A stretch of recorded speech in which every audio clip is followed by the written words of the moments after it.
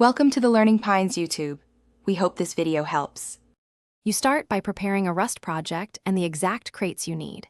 Install RustUp and confirm Cargo and Rusk versions.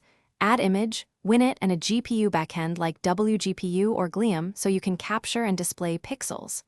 Once done, scaffold a new Cargo project and set the edition in Cargo.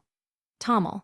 Make sure to add dependencies with specific versions and enable features like image formats. This prevents build time surprises. You will now have a minimal workspace ready to implement camera capture and processing. You implement the capture pipeline by opening the camera device through Platform Bindings or V4L2 on Linux. On Windows, use Media Foundation wrappers. Once the device is open, spawn an async thread to stream frames into a lock-free buffer so your UI thread never blocks. Convert incoming frame pixel formats to a single format like RGBA8 and upload to a GPU texture. This lets you render or process frames efficiently. Make sure to handle resolution, stride, and color space conversion early to keep you finish by rendering the camera texture to a screen-aligned quad and wiring per frame updates through the GPU queue, call present each frame.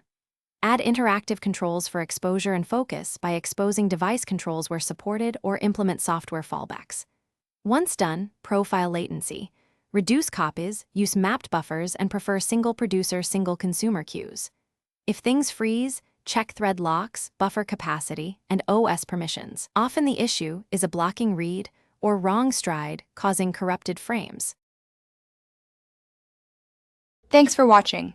Consider subscribing if we helped you.